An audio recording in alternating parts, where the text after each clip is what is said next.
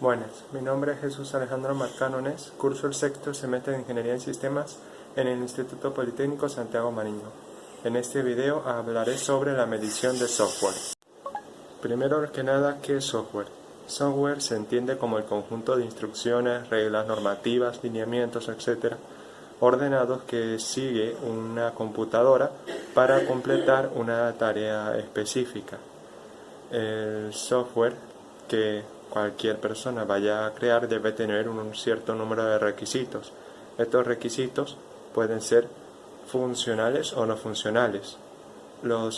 Un requisito funcional es lo que va a hacer o lo que debe hacer el software. Por ejemplo, si va a guardar información, si va a mostrarla, si va a procesar una información determinada, si sirve para editar una imagen, etc.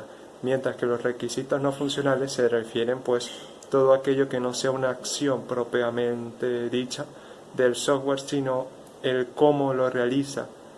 Temas como la interfaz, que si es agradable para el usuario, si este color es mejor que otro, o qué variables se utilizan para guardar qué factor, etc.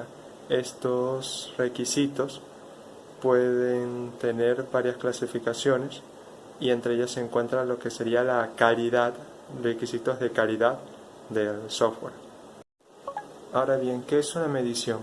Medir significa cuantificar o calcular una característica específica de un elemento. Por tanto, la medición del software se refiere a eso, a cuantificar o poner en términos numéricos medibles alguna característica específica del software. La medición puede ser una medición absoluta cuando se almacena información sobre el software que no depende del contexto o del momento en que se toma, que puede ser fácilmente comparable con las medidas de otros software distintos, mientras que una medición relativa es todo lo contrario, es una medición que depende directamente del momento, contexto, forma en que se toma la medida y no puede ser comparada con la de otros tipos de software.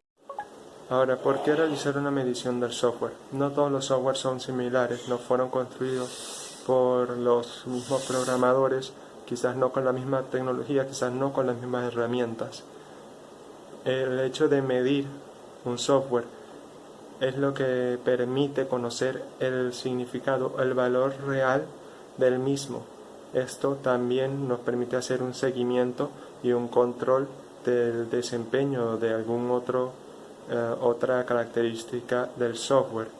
Esto permite hacer una reevaluación del mismo, ver qué características son estables, qué debería cambiarse, poner a prueba estos nuevos cambios, evaluar si estos nuevos cambios son correctos, si han sido para bien o si debería volverse a alguna fase anterior y por supuesto continuar con el mantenimiento del software regularmente.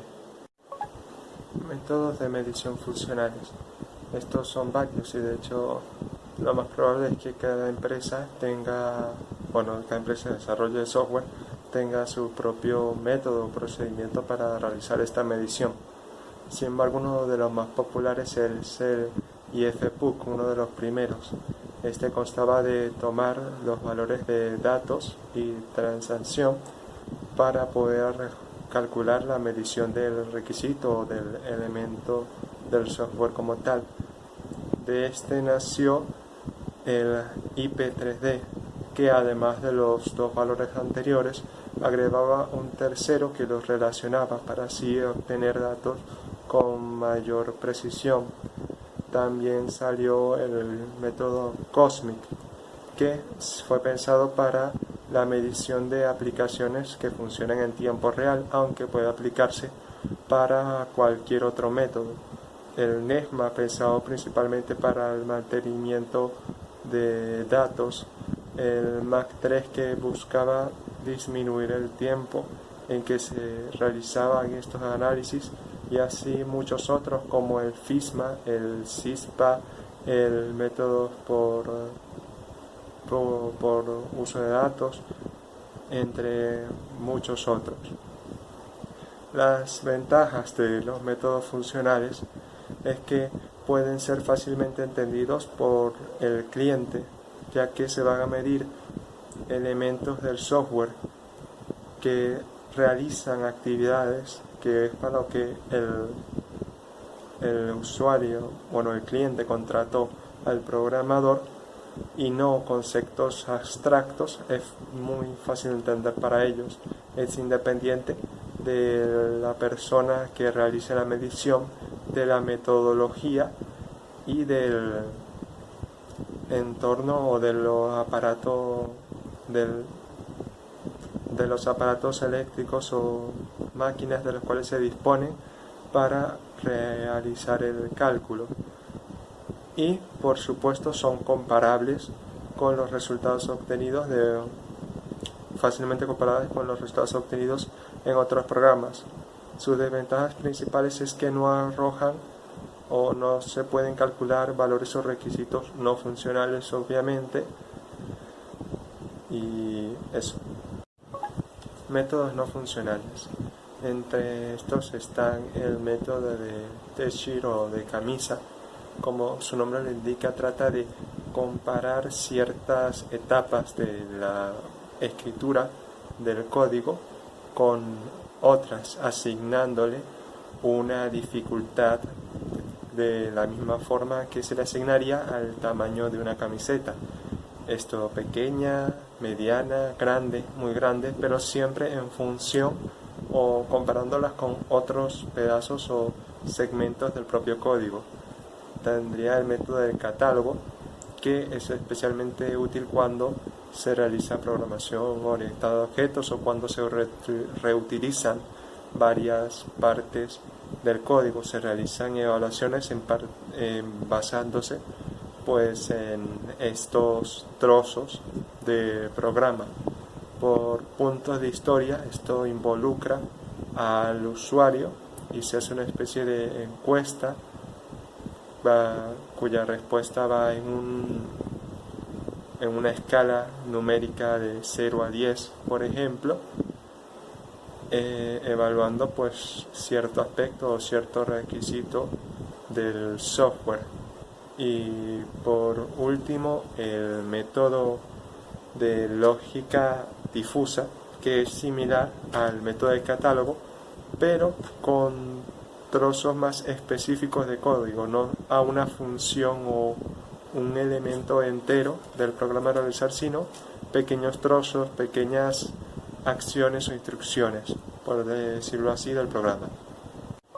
Este tipo de métodos tiene la ventaja de que se puede adaptar fácilmente a cualquier empresa, eligiendo un método específico, y que pues puede medir cualquier tipo de requisito, ya sea funcional o no funcional. Sin embargo, tiene varias desventajas. La primera es que no es un método de medición uniforme, es decir, no se puede comparar un elemento, no se puede comparar la medición de un programa con la medición de otro programa si se utiliza este método, ya que depende bastante de la capacitación del personal, de la capacitación del personal que realiza la medición, de la tecnología utilizada para realizarla y de la metodología con que se elaboró el software como tal. Al fijarse en las ventajas y desventajas de los métodos funcionales y no funcionales, es fácil darse cuenta que hay una correlación en la que las ventajas de una son curiosamente las desventajas de la otra. Por lo tanto, si se desea realizar una medición total, una medición efectiva de un requisito o de cualquier elemento de un software, lo ideal es complementar un método funcional con un método no funcional, de forma que se obtenga una medición más satisfactoria para el que esté evaluando el software en cuestión.